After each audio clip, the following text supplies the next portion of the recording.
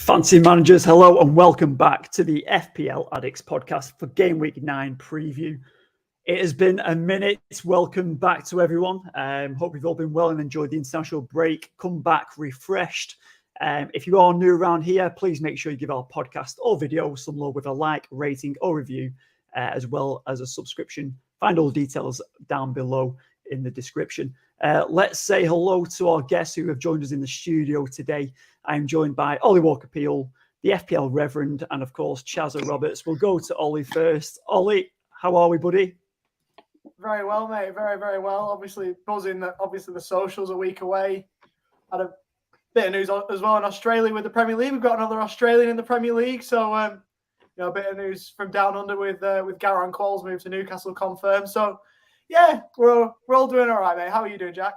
Yeah, everything's good, mate. And obviously, yeah, you touched on a couple of things there. The FPL Social, we'll touch on that just a little bit later. And of course, we haven't got our Newcastle correspondent in with us today for a change. He's been on the missing list for a while as Elliot Craig. We do miss him, and he can give us a bit of love about the Central Coast Mariners signing, hopefully, very shortly. But the Reverend, how are you, sir? Oh, mate, I've been a bit heavy this week, carrying all your sin around with me, to be honest. No, it's been great. It's been great. I think, we've had a good little international break. And so we made some content where we had a bit of a laugh and Jack did his FPL confessions. So that was great fun. I enjoyed making that, but looking forward to getting stuck back into a bit more serious FPL now. Yeah, well, buzzing to have you back, mate. And yes, we did have a good laugh on the confessions booth. If you haven't watched that already, head to our YouTube channel. It's on the playlist there, the confession booth. That's where all your sins can be forgiven, possibly not. But yeah, I did my little section with Reverend during the international break. So yeah, give that a watch and let us know what you think. We had a good laugh. But over to our resident Aussie, Chaz Roberts. We haven't seen him for a while. He's been a bit quiet as well. Have you been training for a triathlon, Chaz? The season started. Now umpiring is done. We've got to train up for the upcoming triathlon season with the first race starting on the 28th of November. Good evening to you all. It's been an international break where it's just been nice to just completely have a break from FPL. We've had busy life commitments just like every human being on the planet has. But we're ready to get stuck into it again. And it's a bit unsure in terms of what part of the fantasy landscape we start talking about first. Well, as always in the FPL Addicts podcast, we're going to go back to a couple of weeks ago. We'll take your cast your minds back to when in Game Week 8 we had our points and scores. So we're going to check them out as we go along. But if you didn't catch already, we did Chaz and the Reverend did do the Game Week review as well during the first week of international break to go back through Game Week 8. So if you haven't caught up on that already, get on that. There's a couple of picks in there from the guys and a few stats being thrown out by the Reverend.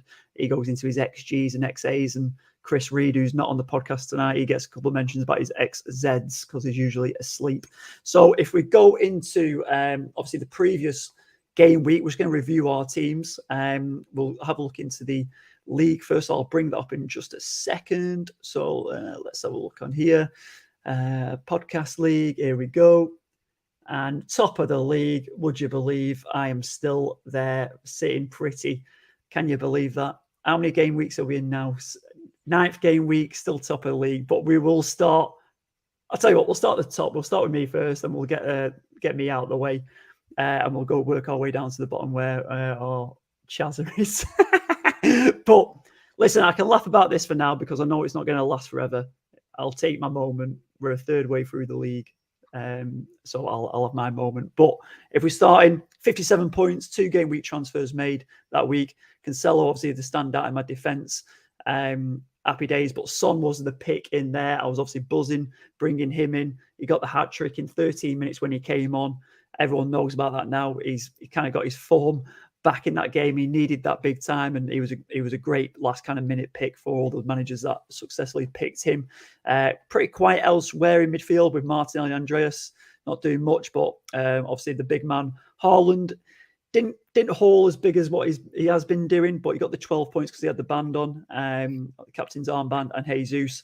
But obviously a couple of players on my bench not playing, obviously due to the the Queen's funeral, but of course also the strike that affected that Crystal Palace game. But 57 points, I can't complain with that at all. Really happy, and went into the international break pretty pleased, knowing that I'm sitting pretty at the top. But elsewhere, second place, the Reverend. Let's get on to you, mate, and tell us about your team, pal. Well, before I go into my team, I just want to tell everyone how salty I was, because as soon as I heard that Son had scored a hat-trick, I immediately thought of Jack across the world. And let me tell you, I was fuming, absolutely fuming, because if it wasn't for Son, I'd be top of the league today. Jack went with him. It was a proper gut pick, and fair play to you, mate. However, his expected minutes were awful, and he was subbed on, and he did bag a really lucky hattie. He scored 3 goals off 0.3639 XG, something daft like that. Scored a few screamers. Obviously, you don't get to play against Danny Ward every week, but how good were the goals, though? How good were the goals? Wow. They were great, but I am salt. I am pure salt right now. Go on, get into your team. Mate. Anyway, let's go. Anyway, Danny Ward with his usual appearance there in net. His fixtures do look like they're turning. I've also got Iverson just in case they drop him, but I am going to be looking to move him on at some point soon because I've suffered for too long. Saliba, obviously, getting in there with the clean sheet and the goal was great. Perisic in there, being an absolute troll because, obviously getting the assist, but then also going off and then getting booked when he was on the bench. It just meant it was awful for all of us FPL managers who owned him. Getting a little bit frustrated as well with players like Ward-Prowse. Just not doing the business, just not ticking over like I thought he would. So he's going to be moving on this week as well. But it was quite nice this week because I was able to not make any transfers. That was the main thing about this week. It was all about just surviving the game week. Because obviously you can see my bench there is a very expensive bench with James, Trent and Salah. So, to only finish 4 points behind my main mini league rival, I'll take it. And we'll go into next week. No, it's in good score, mate, but not good enough. Close but no cigar, as they say. It's true. Close but no Son. But even better, I like that one. Yeah, I like that one, mate. But elsewhere, Reedy, he actually stepped up his campaign this season. 67 points from the big man. He couldn't make it on today. He's too busy, apparently. Too busy for FPL. Don't know what that's about.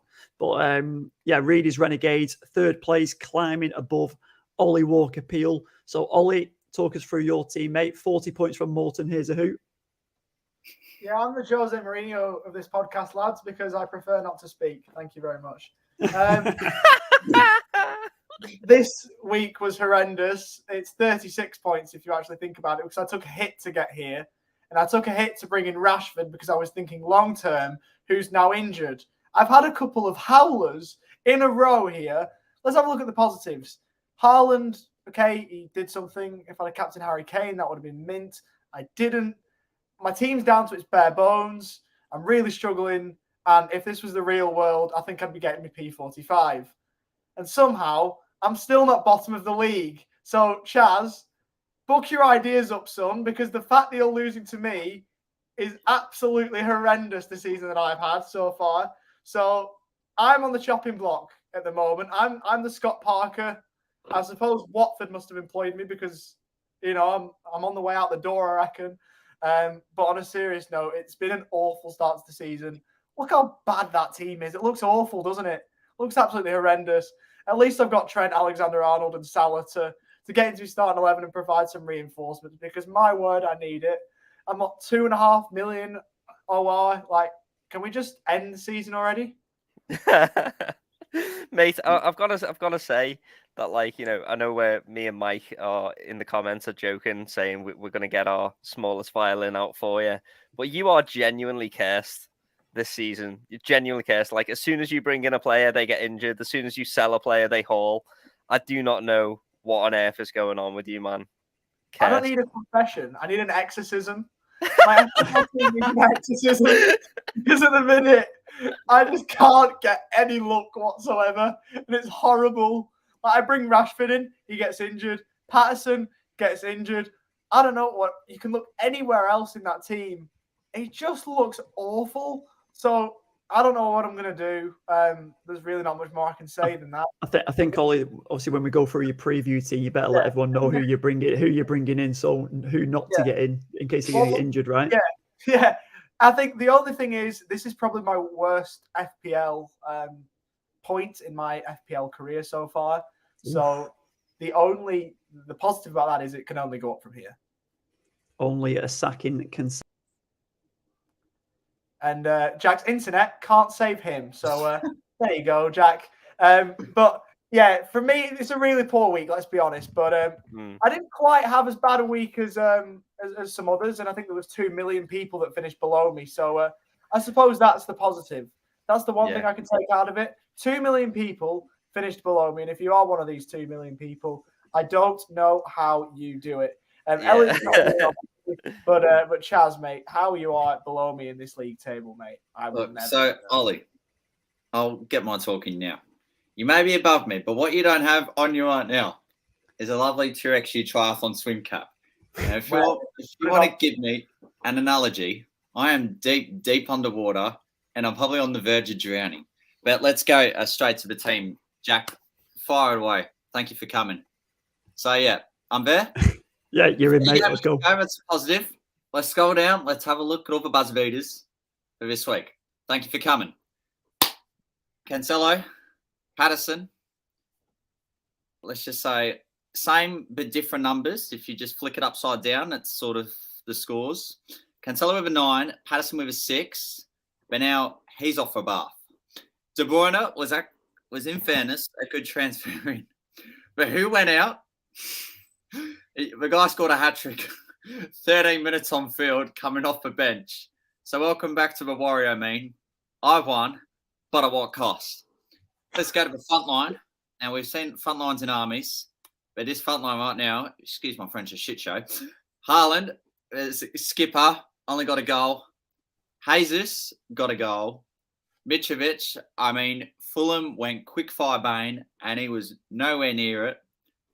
Harrison is just a dead man walking, and so is the entire bench. So 52 points. Don't really know what direction from here. And if I'm going to be dead honest, just due to the amount of life commitments at the moment, haven't devoted as much time as I would ideally like. But at the end of the day, we live to fight another game week. And there's the other 3 clowns right now listening to my absolute waffle. So there you have it. That's my brief recap on my team. I think that's the closest you've been to us all season, Chaz, with that score, with your weekly score. So I think you've done all right there, to be fair, mate. Jack, can we move on? We will move on very swiftly, mate. He's given it large just because he's at the top of the league. It's the first time he's been there in his life. He doesn't quite know how to handle himself, to be fair. I read your book, Rev. This is why. Oh, right. My book. Which book was that then? Book of bragging. Don't you remember game week 1 that you put your green screen on and you were top of the league? Do you remember that? Oh, I don't know what you're talking about. We have to pull that back up, mate. So I'm pretty sure you were giving it bigger than for 1 week. I was giving it absolute large beans, wasn't I? You were, and then a wild carded. It was your debut, and you absolutely panicked making the wild card in game week 2. Yeah, but lost my head. Head's gone. You did lose your head. I can't believe you didn't. I thought you were going to free hit in game week 3. But listen, moving on, guys. We are we are 7 days away pretty much. If you're watching this today, we are nearly 7 days away from the FPL Social. If you've not heard about the Social by now and you're based in Sydney, it is Australia's biggest FPL meetup. So me, Ollie, Elliot and Chaz, listen, Mikey would be coming if he could, but we're all meeting up. We're heading over to Sydney for a meetup with some of some of FPL's biggest content creators in New South Wales. Very excited. We're going to be hosting some FPL debates. We've got a couple of different subjects we're going to debate about, do Q&A with those content creators, as well as have some Soccer AM style challenges on the pitch. Now, this is all based at Australia's biggest and best football store, Ultra Football. It's where we hosted the FPL social in Melbourne back in February. And now we're going to Sydney to the Ultra Football there. So we've got around between 30 and 40 people already coming. There are still tickets available. We're going to be having a few beers, a few shandies in there. Obviously plenty of football food, pub grub. And we're going to be heading to the Big Blue game in the A-League before going to watch Premier League live in the evening, into the early hours, of course. With lots of football fans and the supporters club in Sydney. So super excited. Ollie, I'm sure you're buzzing. You were there in February. How excited are you for this, and what can they expect? And don't give away the special guest appearance, please, while you're on air. Yeah, no, what I will say about the special guest, I'll say very, very esteemed guest. That's all I'll say about that. But regarding the FPL Social, it was a wonderful event in Melbourne. We're going to step it up this time, so it's going to be even better than what we had, because there is levels to this, and we are increasing the levels. The same team behind it, the same wonderful team, some slightly different panelists, so we're going to get some new thoughts into things, which will be brilliant, a load of spreadsheets. So it's going to be a lot of fun. Again, there's quality people. Everybody there in Sydney next week will be a quality person who's going to give you the time of day. And if nothing else, we're not the best FPL managers. We're certainly not. You can go elsewhere for your FPL advice, but it's going to be a wonderful community. It's going to be a wonderful bit of banter. There'll be a lot of fun, a lot of football, a lot of fantasy. What more could you want? Well, I want a bit of Captain's Corner with Chaz. That's all I want at FPL Social. You'll get that too. We're going to be previewing game week 10. But Chazza, you must be excited for this one. It's where your story all began. And you're excited to be coming again. You're going interstate with us, part of the FPL Addicts team on the couch. You buzzing? Any chance I can cancel my ticket, considering how my season's panned out so far? It's just so it's transpiring at the moment. Like, if you want in all seriousness,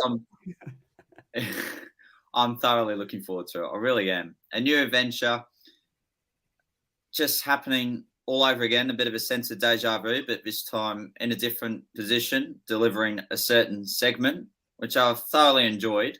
Wish I could devote more stats at the moment, which I know I can, but I haven't been able to get around to the time and effort. But with more time freed up of it in the coming weeks, should be able to get to it. But in the event itself, it was a fantastic one in Melbourne last time round.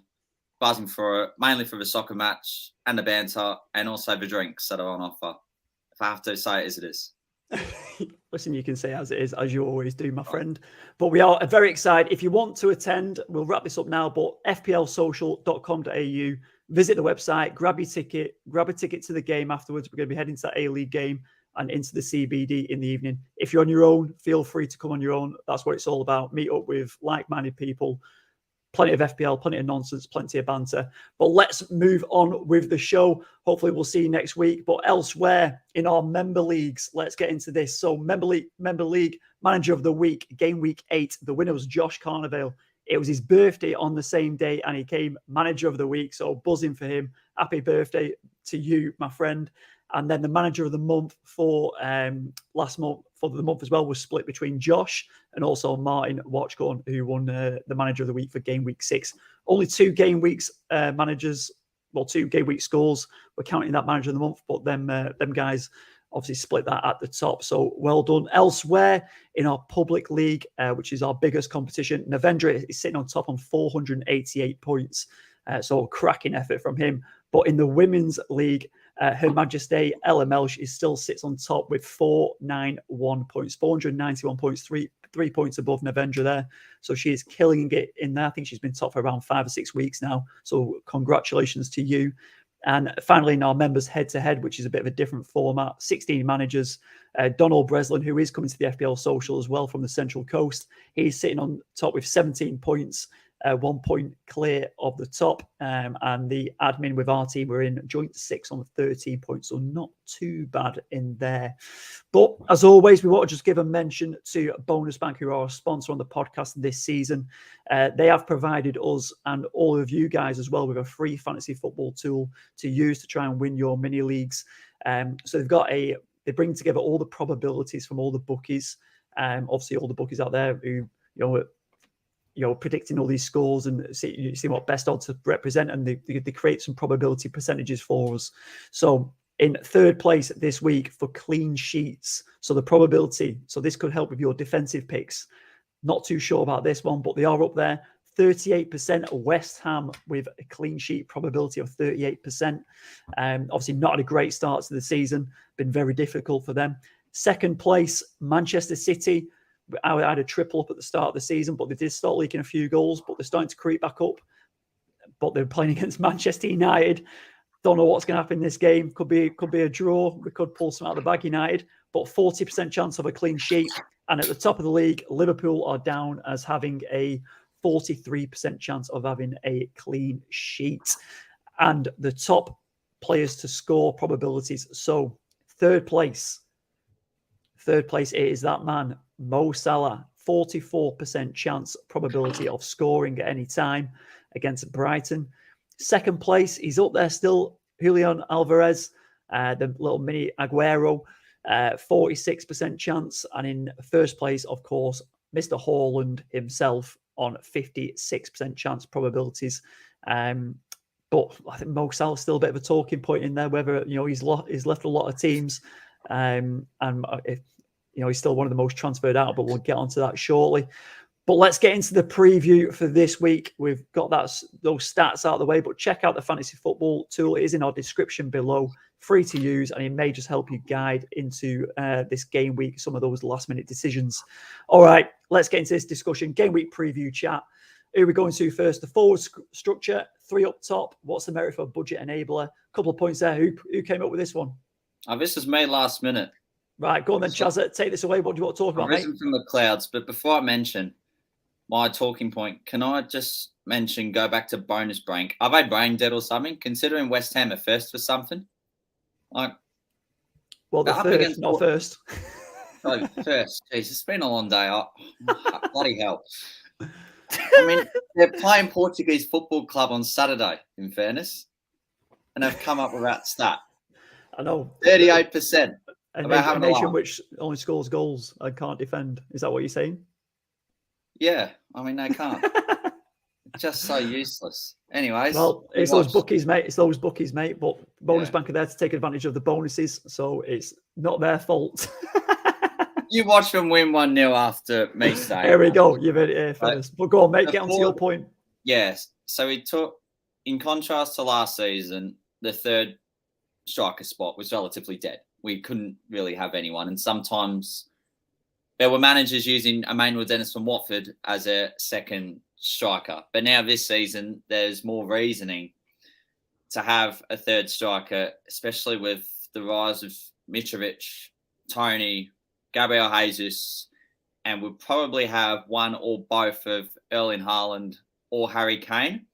But the budget conversation now comes with especially Dominic Solanke from Bournemouth. We see Bournemouth are off a good run now. From what I heard, he's got a roughly 1% ownership, about 5.7 million too. So he's coming part of a conversation. But when you're considering bench depth, especially in the long run, before and after World Cup, you may actually want that too, because players may even be rotated. There's blanks coming up, especially Arsenal and Man City. So, and I too understand that some are going to have 4 to 5 Arsenal, Man City players, and you'd want bench players to try and cover their losses in that game week. That's my post. Mate, I like it. I've got one for you because I'm going to bring the Reverend into this conversation about Solanke. What did you say about Solanke this morning, Rev? Well, mate, every week I do a hot tip of the week, and obviously, if you do take half a look at FPL Twitter, right now they think Dominic Solanke is like the Messiah right now. I want to say he's not the Messiah. He's a very naughty boy.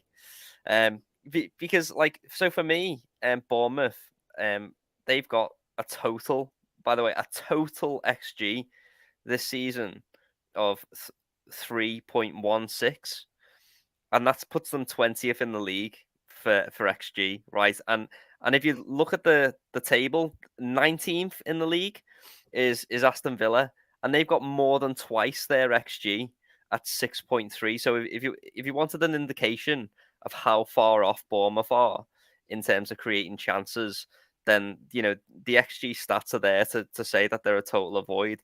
Some people might try and counter argue with me and say, well, you've got to look at Bournemouth's fixtures and the fixtures that they've had, and they've obviously, and I'm not denying that they've had a difficult run, but I think also Fulham have had a difficult run as well, and Mitrovic, who's come from the same level, come from the Championship into the Premier League, hasn't struggled anywhere near as much as him. I'm going to put my neck on the line right now. I'm going to say Solanke is a total avoid.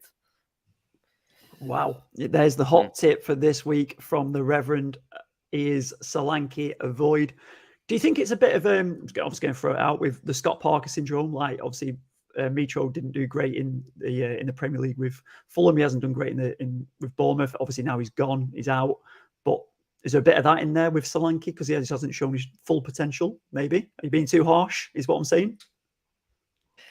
The stats don't lie. That's what I like about numbers. They're just so honest. He's had one game out of 7 where he's had attack and returns so far, and it's not like Bournemouth are creating a lot. Like I won't, like, if there are some upsides, like, I'll try and argue for him for a second. Is that Bournemouth do have good fixtures. He is cheap and he is nailed, but I think so's Tony. Like, there's just, it doesn't look like something I would move to personally when there are so many other proven assets out there who are doing the business. It just feels too risky. He's too risky for me. But if you're doing it and you've got the stones to do it, I can respect it at least, Yeah, fair enough, mate. I think we take your point on there, and I think that Tony's the good shout, and that goes on to most transfer players in this week. I've noted obviously a couple down, but 336,000 managers. James Maddison has come in, 7.7% ownership only at the minute still, but that man Tony, 22% ownership he's got now, 330,000 transfers in already, and that guy Saliba, 280,000 transfers in. So they're kind of the top 3 transfers. But Tony, is he on your top of your list? Ollie Walker-Peel? Have you already got him in, or can you find a way for him? He's not. I mean, with Mitrovic, obviously we talked about Mitrovic. He might be injured this week.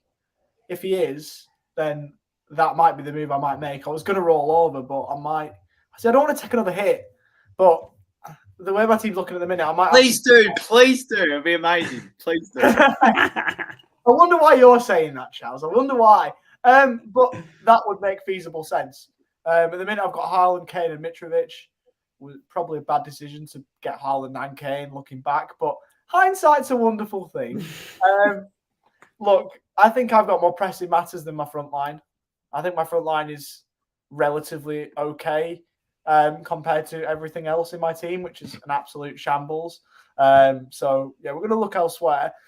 Just quickly, if I can just go back to Solanke, I saw a comment in there from Blue-Footed, I think it was, who said you can't assess a team based on a previous manager. I agree with it to a point. I would like to see Bournemouth under a new manager, but the other side of the same coin, I don't think any manager that's going to come into that Bournemouth side is going to revolutionise them to a point where their assets are viable. That's what I will say. So I take the point on board about obviously Bournemouth getting a new manager. New manager bounce exists. That's a thing, and it probably will happen. But is there a manager in the world that can get so much out of that Bournemouth side that their assets can become viable? Personally, I don't think so. I think they're on a one-way ticket back down to the Championship to travel to Weewood again next season. But we'll see. I thought actually you were going to name a manager and that light bulb next year was going to come on just magically, like a great idea. Well, who are they going to bring in? Who is there available for them to bring in? Does Sean Dyche fancy a return back to management? I don't know. Is it Scott Parker just magically gets the job again? Give it Giggsy till end of the season. Give it gigs here. You got You're a a job fool. of technicality on a legend who recommended you. You are nothing. You're a fool. And you're You're a waste of time. Good Good night. night. Oh, God. Oh man. All right, we'll Excellent.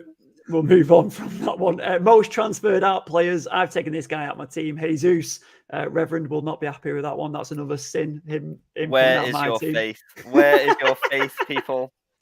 he's Not gone out. into He's gone out the team. 220, well, nearly 230,000 managers. Salah is still getting shipped out. 35% ownership he's down to. And with that, as we've already mentioned, the Premier League manager, player of the month, Marcus Rashford, he's been shipped out by 225,000 managers already as well. He's on his way out, 14.5% ownership. And it's tough because obviously coming into such good form. Fancied him against City as well. He could have been a good player for him. But let's have a look at some injuries, but we've already kind of mentioned as well. Obviously, Rashford there, 25% chance with a thigh injury. We'll probably know very shortly within the hour if that is a definite. And then elsewhere, Mitrovic, 50-50. I saw him with a massive ice bag on him, on his ankle. So he's currently being assessed about 50-50. Anyone got any other updates on Mitro? None that I'd No. seen. Not that he'd seen. But I saw one comment. where it's like it was going to be interesting, but I hadn't seen him being ruled out. So that's why we said off air. Everyone said off air that Mitrovic was out, and I was like, I'm not exactly sure if that's the case.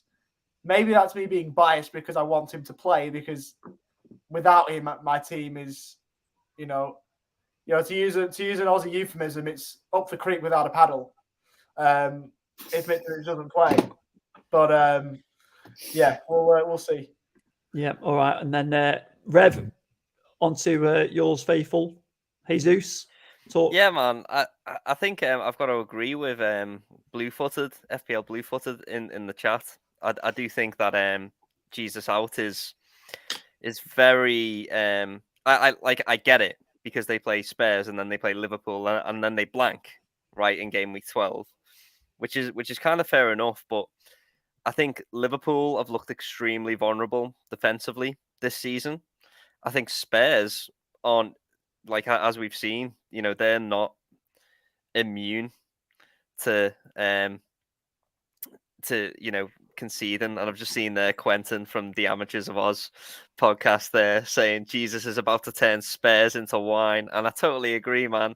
We are about to see some miracles from Jesus coming on in. I think they both play quite high up the pitch, Spurs and Liverpool, and I think that could just really suit his style. I get taking him out though, because if you do have more than 3 Man City and Arsenal assets, you need to start trimming them down. If you've already used your wild card and you've got more than 3 Man City and Arsenal assets, you do need to start taking them out of your team in order to prepare for the blank, because I'm looking ahead to my game week 12 and I'm thinking, like, which 3 players out of the 5 am I going to save? So, like, Saliba, Martinelli, Jesus, Haaland, and Bernardo, 2 of them have to go for me. So, I get it if you want to take Jesus out, but I might do that closer to game week 12 as opposed to getting rid of him before he plays 2 quite vulnerable defenses. Yeah, and you make some good points, and so do the boys. Obviously, you can see where their angle's coming from, and I think, like, from my side, it's more of a budget kind of one. I'm trying to work around the budget with a wild card, so I think that's from my point. But we'll get on to when we do the preview with our teams. We'll have a look at them and see what we can flesh out. I'm prone to changing my mind quite easily, so I don't mind that. And so we'll see how that comes along with the wild card picks. Elsewhere, injuries. Patterson, as Ollie touched on, he brought him in obviously in the last game week, and now he's out for 6 weeks. Rev, you must be crying about this one as well. Oh, mate, I'm gutted because he's been amazing for us this season. If you're listening along and you don't know already, I am an Everton fan for my sins, and he's been amazing. He's been an absolute breath of fresh air, and I don't mean that disrespectfully to Seamus Coleman, but he has been getting on a bit. It sounded like you were disrespecting him a little bit. No, he's had his time, but it is time for him to move on. And the fact that we've got such a good replacement you know, is wonderful, but it's so frustrating to see one of your best players going and getting injured on international duty. You know, he's the best fullback on Merseyside, you know, so big shouts. Steady on. Oh my goodness, that is a big shout. I think this is the other thing. Obviously, okay, fine. I'll tone it down a little bit. The best Scottish fullback on Merseyside, then fine. Yeah, right. I think this is the thing with the wild card on game week 8, which a lot of people played, and then injuries start hampering them as well, don't they? So this is another reason the international break and what it does and what it brings. But obviously, we haven't got our Newcastle guy on today. I wanted to talk about obviously Isaac, as we call him. But so Chaz, I'm going to bring you in for this one. He's out for 3 game weeks. Obviously, he was hitting some good form as well. He's impressed since he's been in, hasn't he? He certainly has, and I really like the look of him. From what I heard, I think he scored against Bournemouth too. Can I just saying it as it is? Go on. When Newcastle and Isaac were on form, it felt like it was before the Queen died, but I'm sure they scored it after she died. It's been a very long time right now. But no, I did. It was very promising, and now he's out for 3 game weeks. I think it's just best to ship him off. I feel, from what I know, Callum Wilson is not far off from a return as well. He's good to go, mate. He's probably not match fit, but I reckon he's probably going to start, isn't he? I can't imagine Wood starting. Surely that's not. right, because they're thin on striker options, Newcastle. Unless they want to go for Alan St. Maximin up front. You just don't know. I love the Wizard of Oz himself. But yes, short answer, get him out. Yeah, get him out. There we go. I love it. All right, elsewhere, differential picks. Who's put this in the document tonight? Sinistera. This has got to be the Not Rev. me. That is me, Go boss. on, Rev. Take this one. You've got some differential picks for us. So I think one of the things that people might be looking for is that £6.5 million price point, especially if they're on a wild card right now. And it's quite difficult because you don't want to bring in Martinelli because obviously of the blank in game week 12. You don't want to bring in ASM because he's got that little Dorito of death for his injury. Obviously, Rashford was looking great, but then Ollie Walker Peel decided to transfer him in, and that meant he got injured. So that's one of the things that we have to consider is that there are great options around this price point, but if you wanted an easy way to get to these players in 3 or 4 weeks' time, one of the best ways that you could do that is with Sinistera from Leeds because they've got great fixtures, and also Sinistera has just scored a hat-trick over the international break as well, and he's been in great form beforehand, and his fixtures aren't terrible either. So, if you are looking for a player to be a placeholder for players like maybe even Erdegaard, again, another great player around that price point who, again, is injured, while we wait to see which of these players are going to come back, go for Sinistera. I reckon that could be a great shout for you. Yeah, even in being a Leeds, not a big Leeds fan, I think that is a great pick. He looked good, didn't he? And he scored an absolute screamer, didn't he? In his for his first goal. I think. So, yeah, incredibly naughty. Incredibly naughty. So not a bad pick. He definitely looked lively. So you got a hat trick, as you said, as well during the international break. That is not bad at all. Elsewhere, Zaha. I mean, I picked him in my team before the break. He was definitely one I was looking at to get in, and you've noted him down as well. Playing against Chelsea this week. You think he can get anything against Chelsea? I think he's definitely to have one to have on your watch list for sure. I think one of the things that we don't know is how are Graham Potter's Chelsea going to be defensively right now, because obviously under Tuchel this season, previously in previous seasons have been solid, but their lack of defensive solidity this season really has been their undoing. So if you've got him, obviously keep him. But if you're not quite fancying the Chelsea fixture, then you can always bring him in next week. And Chelsea have got an amazing run of fixtures. Palace have got an amazing run of fixtures after this week. So yeah, defo. Yeah, and obviously on that note, Chelsea, Leeds at home, Leicester away, and where we are, Wolves at home after that. But Ollie, I was going to ask you, what do you think of how Graham Potter's going to go on at Chelsea? It's going to be interesting, isn't it? It's not the sacking of Tuchel wasn't something I saw coming. So it's going to be interesting to see what happens with Chelsea. Obviously, Graham Potter hasn't had the quality players at his disposal at Brighton that he will have now. No disrespect to Brighton, but Brighton are a team that have had to work hard and, play some nice football. They've got some nice technicians, but they haven't got players, world-class footballers that he potentially has now. Well, I don't know if I'd say world-class, actually, but you know what I mean. They've got better players at Chelsea, is my point.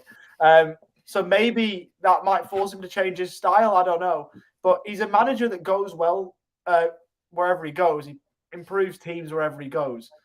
He did that with Ostersons. He did it with Swansea. He's done it with Brighton. And, you can see him doing it at Chelsea, but it'd be interesting to see how he sets up. We could do with a bit of a sample size, a couple of games, maybe give it 5-6 games. Then, we've got a bit of a sample size as to how Potter's Chelsea will set up. Will there be a few spells on the way for Mr. Harry Graham Potter? I don't know. But if he can work his magic, work his wizardry, Chelsea might be on their way up the table. Yeah, and just while I've got you, who do you think he can get the best out of? So who, in terms of FPL, and don't just say Reece James, right? Pick someone in that team, that squad, who Graham Potter is going to get the best out of, like he has at Brighton. It's a tough one because obviously, sensibly, like asking the tough questions, mate. Reece James is the one, but you'd like to see him get a bit more at the likes of Havertz and Pulisic, who are potentially on the fringe, who we know both players have got talent. Have they shown it consistently? Not enough for mine, but we know the talent's there. So I'd like to see him get more out of those two.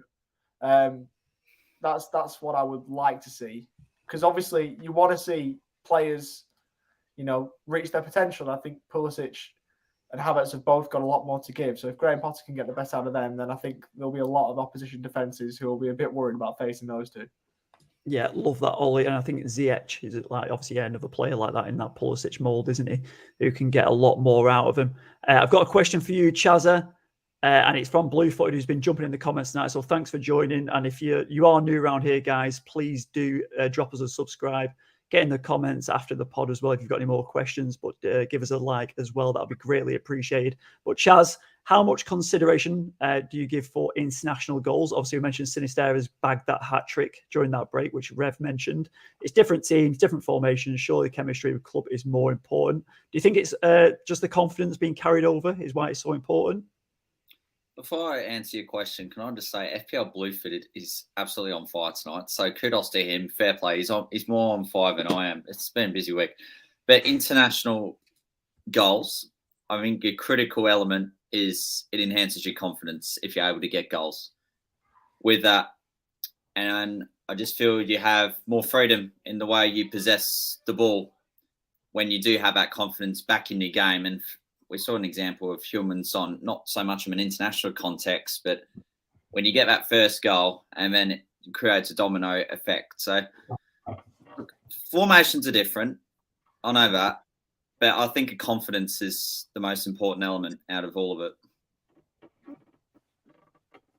Yeah, spot on, mate. I think that's same for me. I think it's you can carry that over. You have a good international break, you stay fit and healthy, come back to your club, full of it, don't you? And that's what confidence is. It changes games, changes players. We're in that team. So, but great question, Bluefoot. Thanks for jumping in the comments. We are going to shortly move on to our preview and look at our teams and how it's going to look for us going into game week 9. But if you've not downloaded the app already, we've got a lot of help this season from our friends at EPL Live. They've got a great app. I use that for all live scores and stats. You can download that on the Apple Store now, but it's got all the content on there. We're pushing articles on there as well, which has been fantastic. So a big shout out to them. And that's where the hot tip from the Reverend goes as well. So lots of content from us, a bit more than what maybe on the YouTube as well. And some, Ollie's done a few shouts on there. We get the captain picks from Chazza as well. So big thanks to them guys. And get it downloaded. It's in the comments below. And thanks for their support this season. But let's have a look at our teams. Let's go. I want to go Ollie Walker Peel. He has got his screen ready to share and his team ready. So Ollie, let's have a look at your team for game week 9. It's not perfect. I just need to throw Pascal Gross in there to swap out Marcus. In fact, no, I am going to go with Rashford. That was the decision I made on the podcast. I think Rashford actually. I'm going to hope that he plays, and if he doesn't play, then Pascal Gross will obviously come in first sub because Patterson's, in hospital or in the injury ward. In the FPL hospital, he's not actually in hospital, I don't think, unless he is. I have no idea. What are you talking about? He's in the FPL hospital and he's on my bench. Is my point. I was going to say the injury ward, but I wanted to switch it up because, is what it is. Anyway. Call me Leicester City before deadline day because I'm not making a transfer. I am rolling over. I'm going to save the hits for next week. But that's what you do. My dogs are going mental in the background. So they're obviously, they're loving my selection as well, which is nice. They're a fan of me rolling over. But why I roll over after a week like that, I'll never know. But it is what it is, I guess. Well, what about this pick here? Seb's just jumped in the comments. Would you jump back on Bailey? He's gone with 4 nows. Would you consider Bailey for your team instead of Rashford if he doesn't make it instead of rolling over? 4.7 million is a bit expensive for Bailey when you can get it for about 20 quid down at your local alcohol shop. I'll tell you that much. But no, I wouldn't be spending 4.7 million on Leon Bailey. I think there's better option than 4.5 with your Andreas Pereiras and the like. So no, I wouldn't bother going with Leon Bailey. We all had him at the beginning of the season. Did he do anything for us? Absolutely diddly squat. Was what he did in the first couple of game weeks of the season. So I wouldn't bother, but maybe that's the play that I need to get myself out of this hole because it's not going so well. I'll be rolling over. Same 11, a few fixture clashes. Look at that. I've got Perisic. My apologies, and Martinelli. You'll be in hospital next, mate. It sounds like. Pascal Gross potentially playing against Alexander Arnold. This game week's going to be really, really fun, I reckon. I think it's time to get to game week 10 for you, mate. But thank you for your thoughts on your team, and obviously, we do wish you well. But let's have a look at Chazza. We're going to go to you next, mate. Your game week is looking like. Jack, you've just gone to someone even worse. To be fair, 2 free transfers, none in the bank, and as I stated before, I haven't really put a lot of thought into it, but there's a couple of players I do have in mind to get rid. There is Patterson, of course, from Everton, who presents as the obvious one, but with no change, there's no one really at 4.0 who's relatively playing. I think defense overall is fine. Alexander Arnold, I get why there's been heavy sales on the transfer outs, but I think Brighton, without Graham Potter now, presents as an okay fixture for the Reds, better than I would have thought compared to when Potter was in charge. Another transfer idea I did have in mind is Diaz to James Maddison, but then again, may even be a wait and see on the Colombian. Jesus is another interesting one too, because I know I have Spurs and then I have Liverpool, but as you related to it earlier, their game plans do fit the way Gabriel Jesus likes to play his football. Mitrovic is also another concern, being 50-50 this weekend after having his ankle bandaged from an international game. Firstly, I just want to cement this statement. I hate Nations League and international breaks. De Bruyne, there was a lot of hate in that. Jeez. De Bruyne stays for now, but I also get why I could move him on for Son, but that would just be too knee-jerky. So a couple of considerations, but no cemented idea. Yeah, all done. Yeah, did you want to have a look at my pick team section while you're at it, or this is, at the end of the day, this is what we're going to roll with. We're going for a 3-4-3 formation. Haaland will get a skip for now. It just seems to be the more obvious one. We'll get into more detail very shortly. And the bench, in fairness, sort of picks for itself. And maybe Neco Williams in the first slot and Gross back to second, but I like Trippier. So as one of the new recent transfer in players, so he stays, of course. And Jack Harrison probably deserves another crack, but he's been very underwhelming since he's come into the side. Yeah, like the Harrison one, it's he looked quite good. I think it was like, was it game week 3 or 4? He was looking pretty good. I don't know if you click on his profile and see when I think when everyone was a bit hype about him. I think he did get the goal, was it? Game week 3.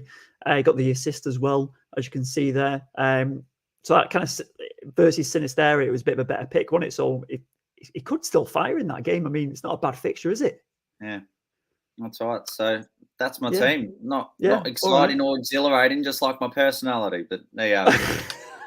I think you're too hard on yourself, mate. I think you've still got a pretty good team in there. Diaz one, I think, could be still a good fixture. But if we're going to, I'll go into Rev's team because I've triggered my card on it, so we can do mine last. Let's go, the Reverend. Let's have a look at your team, my friend.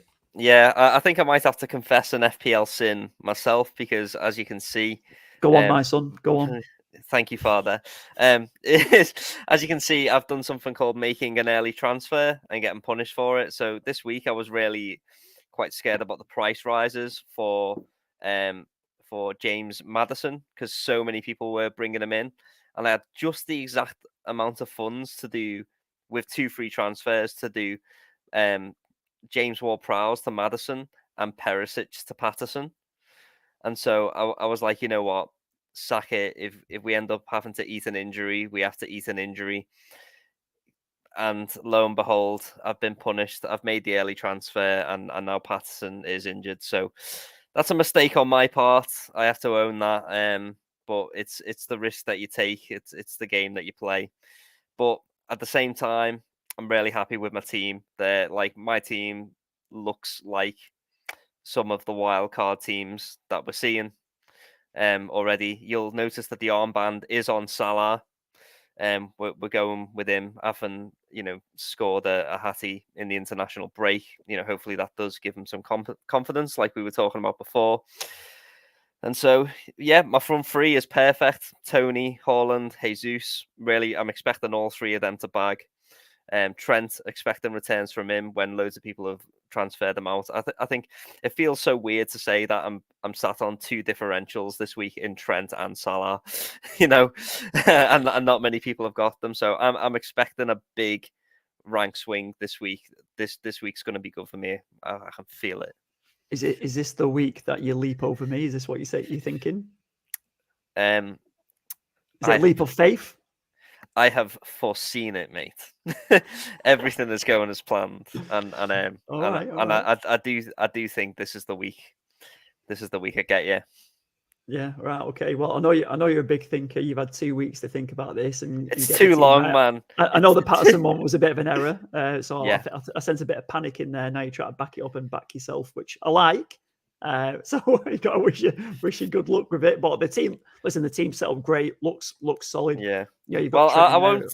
Yeah, I won't be panicking as much as you when you're watching the Liverpool game, mate, without Salah in your team. I've taken all my Liverpool assets out. Yeah, I know. Like I can't believe I'm in this position. It's going to be good. It's going to be really interesting this week because the meta's all over the place at the moment, and everyone's got different teams, which is exactly what we want to see in fantasy football. To be fair. Yeah, and just a question from Bluefoot there: would Patterson be starting if he was fit? But I guess that's a yeah because you brought him in. No, Patterson will probably be first on my bench. Oh, okay. Even because you brought him in though, yeah. Yeah, because so it wasn't a -4. It was 2 free transfers this week. I wouldn't be taking hits for players that I wasn't playing. So yeah, Patterson unfortunately does get relegated to that second slot. But I've still got Saliba, I've still got Andreas. But over the next couple of weeks, I do need to think about Bernardo and I do need to think about Saliba and possibly getting them out the team. And finding someone else to bring in. Rev. Right. Cheers, Rev. Oh, go on. Yeah, I'll just be very quick. Look, I love your XI. I'm very jealous, but it lacks vibes. Can I tell you why? Go on. There's a lack of vibes. Go on.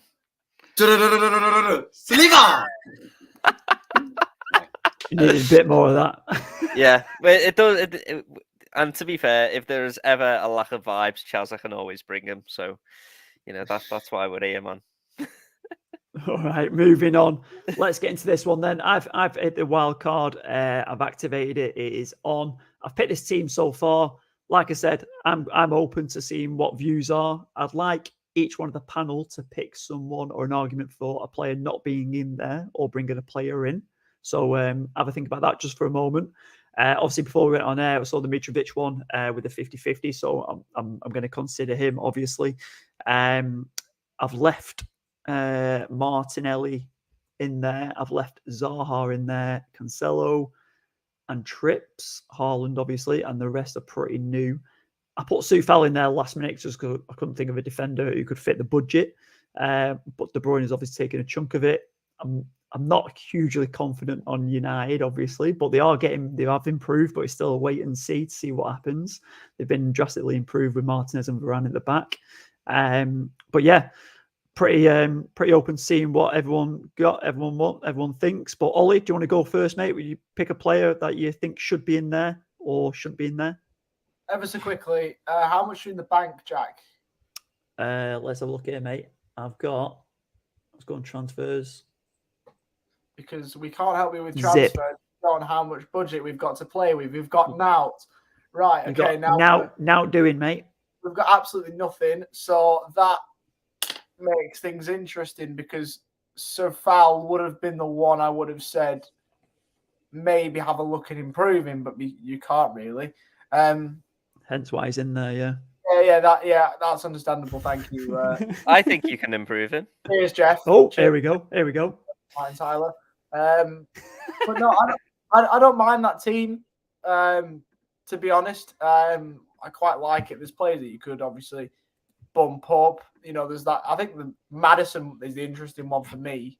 There are a lot of players that are around 8 million. I know that players have gone up and down since then, like your Diaz's and your Kulusevskis and whoever. But I think he's maybe the one that you could maybe look at maybe changing. But I don't mind it. All right. Cheers. Also, Maddison potentially for you to consider, and obviously Soufal you mentioned. Chazza, what about from you, mate?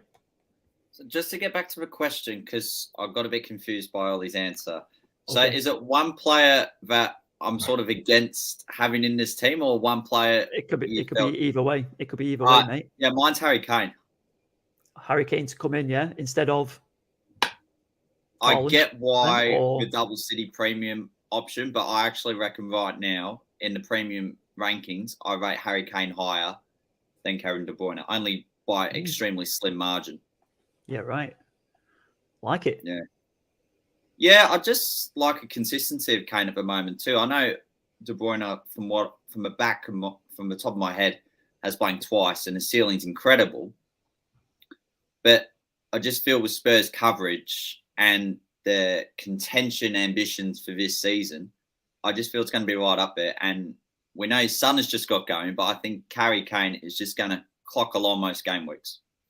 All right, I like that one, Chazza. I think that could be a good one. Ollie's just woken up because he's like, oh, yeah, I've got Harry Kane.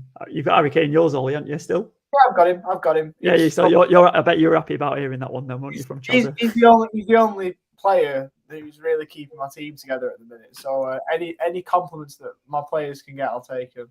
Yeah, a bit of a confidence booster for you there, mate. So Harry Kane, like it. I'll consider that one. Why did I give Ollie a confidence booster? Just what he didn't need. All right, Rev. Cut to the Reverend. What's he got? Yeah, I think I really like your team. I think one of the things that you're doing, which could be quite a dangerous thing, is like you're already booking in a transfer already. So if other issues come up in and around your team, then you're going to have to react to that, as well as the inevitable having to sell one of your 4 Arsenal and Man City assets by game week 12. So if it was me, I'd be thinking about obviously Soufal could possibly be Ederson and Martinelli. Emerson from West Ham. Sorry, Emerson from West Ham, and Yeah. Martinelli could be Sinistera. Okay. And that way you can just bench your 3 City assets, and then you could go into game week 12 without the headache of, who do I sell? I like it. Well, obviously, cheers for your thoughts, lads. I do appreciate the feedback. And anyone in the comments, if you're watching live, feel free to smash and bash the team or recommend any players that you think would be should be in a wild card for this week. It is a wild card team if you've just joined us. So let us know. I am looking at the question marks over Mitro, but that could lead a nice lead for the Kane to De Bruyne instead, potentially, that Chaz recommended. The Sufal one, obviously, they've got good fixtures, West Ham, but it's not at that same form as Ian Bluefoot suggested. Ollie Walker's favourite, Gehi. Another one, Son for KDB. Like, I'm a massive fan of Son. He came into my team, obviously, in game week 8. So I would still consider him. He was in there earlier.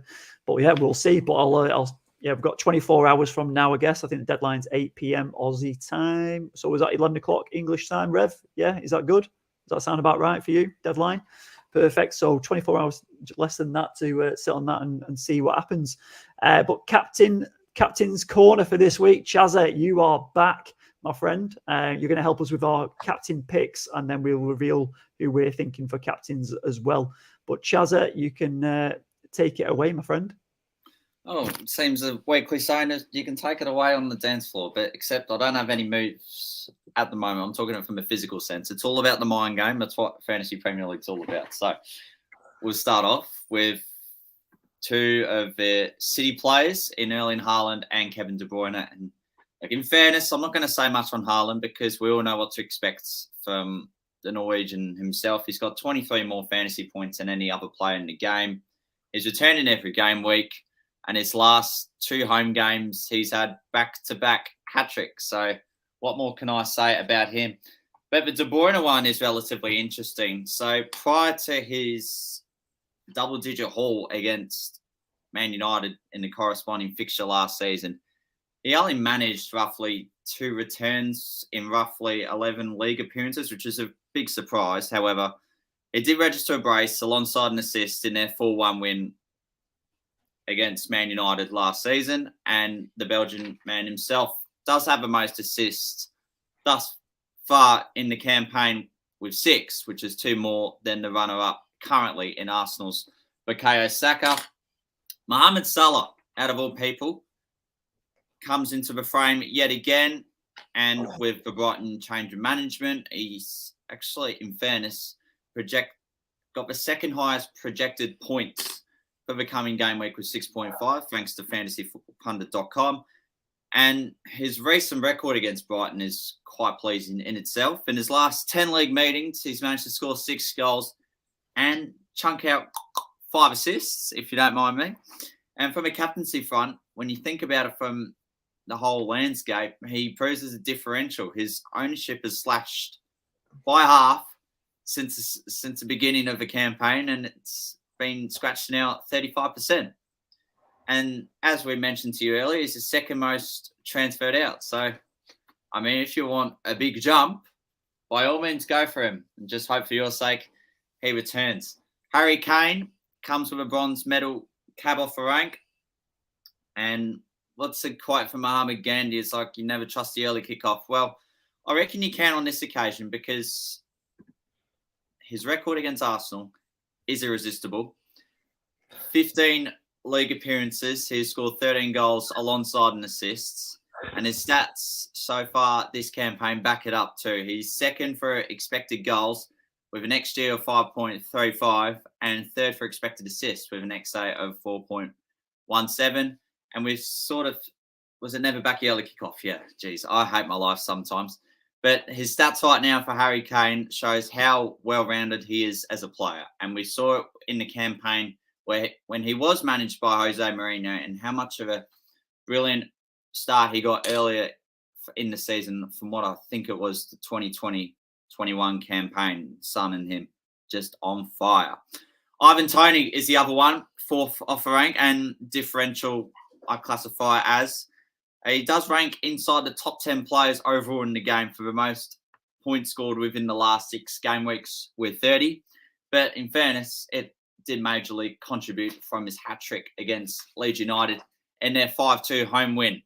Now, we know he does have penalties, but from what we saw in the game too, he also has free kicks in his locker. So this only enhances his chances of adding more returns to his name over the course of the season. And the best overall saying from him within the opening campaign was, We know he did get on some good run at times, but his start to the season, especially this time last year, was underwhelming to say the least.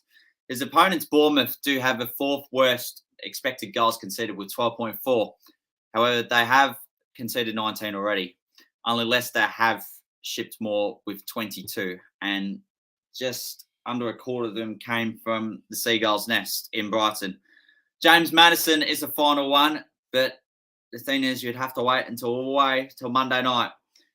But the attacking midfielder has come away with a respectable record to this date, with 3 goals so far in the campaign, alongside an assist. And with this, he is returning all bar one of Leicester's games in which the Foxes have scored in. The former Premier League champions are likely to have chances come their way against the Forest. And looking at Nottingham Forest's clean sheet prospects this weekend, it is the 3rd lowest percentage with 17%, thanks to some bookies of Fantasy Football Pundit with 17%. So, and Leicester do love to attack themselves. And this is also evident in the facts that Forest have conceded 14 goals in their last 4 league matches. Although there's a caveat to it, 8 of them have come against Man City and Tottenham, and the other 6 came against fellow newly promoted sides in Bournemouth and Fulham. That's it for another edition. Thanks for coming, but by all means, pick responsibly. Wow, I was gone at Gandhi quote. But if you want stats about what captains to pick, Captain's Corner is the place to be with Chaz. CC with Chaz is epic. Thank you, Chaz, for all your efforts and your hard work and your research on there. There was a couple of comments from a couple of fans in there. Mike nearly left the chat about the Kane shout. You're an actual Arsenal fan, aren't you, Chazza? I am, and I fear every time when he steps on the pitch against us. He seems to score. When he gets a chance, he just bags it into the net.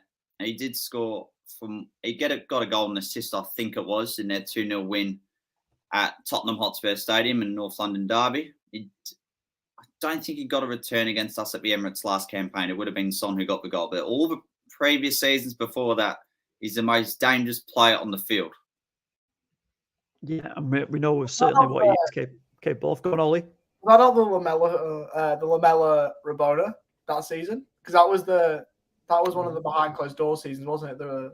He had the Rabona goal too, which was awarded goal of the season as well. Was it the Puskas? Did that win the Puskas? It's Puskas. Yeah, that Riley McGrew Award, whatever that player's name from Newcastle Jets should have won. Yeah, that one. Yeah, that. And for those who don't know, Newcastle Jets are in the A-League. If you are listening in the UK and you're not too sure, Riley McGree did score an incredible goal with that. Was it Scorpion? Yeah, it was sick. How it didn't win, I'll never know. Yeah, not too anyway, sure. We digress. Listen, we can chat about that. But Maddison, I think, was a good shout in there as well for the captain one. Some people may be a bit afraid to back him with the captain's armband, but Chaz has recommended him there. But captain picks for your teams this week. Ollie, where are you going? I'm going with the Nordic meat shield himself. Erling Haaland is a perma captain at this point, and I'm going with him. Yeah, fair enough, man. The Reverend. I've got to back the FPL GOAT, which is Mo Salah, against the recently manager changed Brighton at home. I just think he's going to score 2 or 3. So hopefully outscores Haaland and justifies my decision. I like it, mate. I like it. And Chazza, just to confirm where you're going, I think you mentioned it earlier, but go again. I'm going for the meat shield wiper in Haaland because he just wipes defenses apart. You just have to say it as it is there. Yeah, well, luckily Maguire's probably not going to play any minutes. He's definitely not going to play any minutes, so we might be able to prove you wrong there. Hopefully De Gea can do it. But as Mike just mentioned then, oh no, if Ollie picks Haaland, injury incoming. Hey, look, maybe if I captain Haaland, FPL becomes more interesting. Maybe I've been sent by FPL Towers to make FPL more interesting. Oh man, even the chat knows that you're cursed, man. Look, don't come at me in my Twitter DMs if Haaland gets injured because I've captained him. It's not my fault. There's now I can do, but hopefully he doesn't. There's going to be an angry mob after you, I think, Ollie. Just before we leave, lads, we have our Newcastle correspondent has jumped in, and he can now bring us his preview and also his game week review and his preview. So I'm dying to hear from Elliot because we haven't heard from him from ages. So let's see what he had to say. Cheers, boys, and hello to everyone who is obviously watching along to the Game Week 9 preview podcast. Unfortunately, I can't be there live, so I'm doing a little pre-record for my team selection and my captain pick for Game Week 9. It's disappointing. It feels a while since we've had any sort of Premier League football or FPL to really talk about.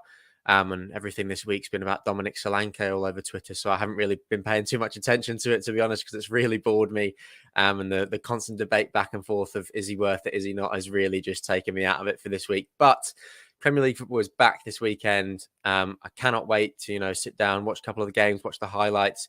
It's absolutely brilliant. We had interruptions because of the Queen passing, and we just had the international break. So it's brilliant to have club football back this weekend. In terms of FPL, for me, my team's looking quite similar after my wildcard 2 game weeks ago.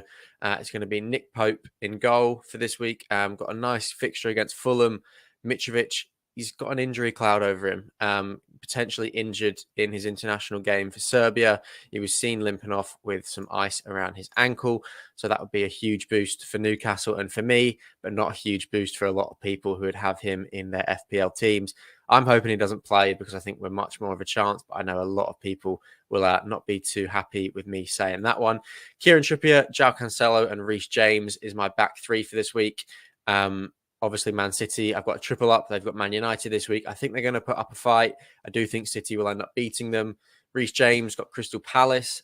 Graham Potter, going to see what he's all about in this game. I really think, if Chelsea can get the robust defence back they had in the past 2 seasons under Tuchel, then I think, obviously, because I've got the double up, I've got Fofana and Reece James. I think that's really going to do a lot for me. And then Trippier, same as Pope. He's a set piece. Obviously, set piece beacon is Trippier. He gets assists, he gets goals. So fingers crossed for more of the same with that. Jared Bowen starts my midfield, and he's the one transfer I'm considering making. I opted to go with Bowen instead of Maddison on my wild card, and I'm potentially going to be transferring Bowen out for Maddison. I'm undecided yet. I know I've done a ready. I'm sitting on the fence still. I'm not sure what I'm going to be doing. I'm thinking Maddison in for Jared Bowen is going to be my potential transfer, but I'm not too sure. It's going to take me right up until deadline to decide. So keep an eye out on the socials, on my Twitter page. My handle is on screen there, to find out what my locked-in team looks like. Then we got Ward-Prowse, who's got a nice game against Everton. Really hoping for a return from him. And then Martinelli and De Bruyne with difficult fixtures, but I'm thinking, they've been firing all season. There's no reason that they can't do it on the big stage. In 2 derbies, we have some brilliant games of football this weekend, the Manchester derby and the North London derby as well. And then I've got Tony, Mitrovic and Haaland up top. At the minute, the captaincy is on Haaland. I'm really debating going Tony. I want to be a bit different, and I don't know. I need to get points back. I think it is suicide to go against Haaland this season in FPL, but I do need to get some points back because I'm starting to drop a little bit more than I would like to. So that is another potential change that I'll make. And then I've got Mitrovic as well. Again, not too sure if he's going to be fit to play. We haven't really heard too much about him. So I've obviously got cover on my bench with Nico Williams as my first sub. They've got a fairly favourable fixture against Leicester. Leicester obviously haven't been the best this season. And then Wesley Fofana and Andreas Pereira as well. So that is my team heading into Game Week 9. As I say, some brilliant games of football this weekend. The sun is beginning to shine here in Melbourne, Australia, and Australia-wide. I know it's getting a bit gloomier in England, but if you're in Australia, if you're in England, anywhere in the world, enjoy the football for this weekend, and fingers crossed all of your FPL dreams can come true in this game week. But boys, enjoy the rest of the podcast, and I'll speak to you soon. Bye for now. What a guy, eh? What I felt like he was in the studio. What a guy. What a guy. He was he looks a lot older. I haven't seen him for like 4 weeks now, so he looks older. I think he looks like 11 from Stranger Things. I'm half expecting him to be like this, like at his team whenever they blank. Like, I'd love to see him do that with that haircut, man.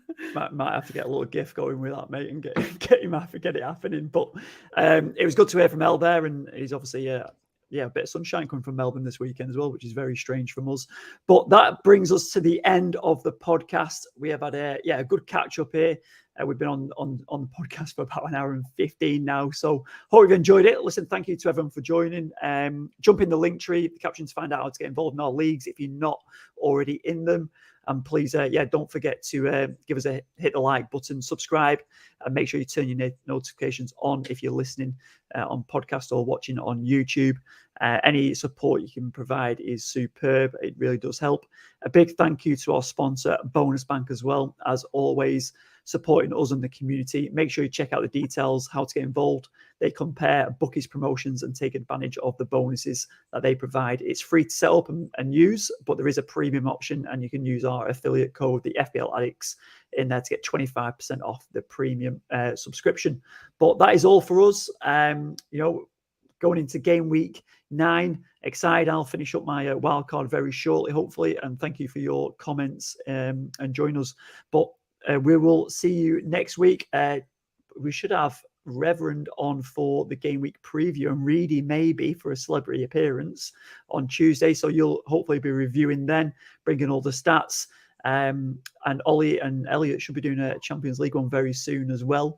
And keep your eye out for A-League Fantasy as well for our Aussie listeners. We're going to be hopefully providing a bit of content for you guys there.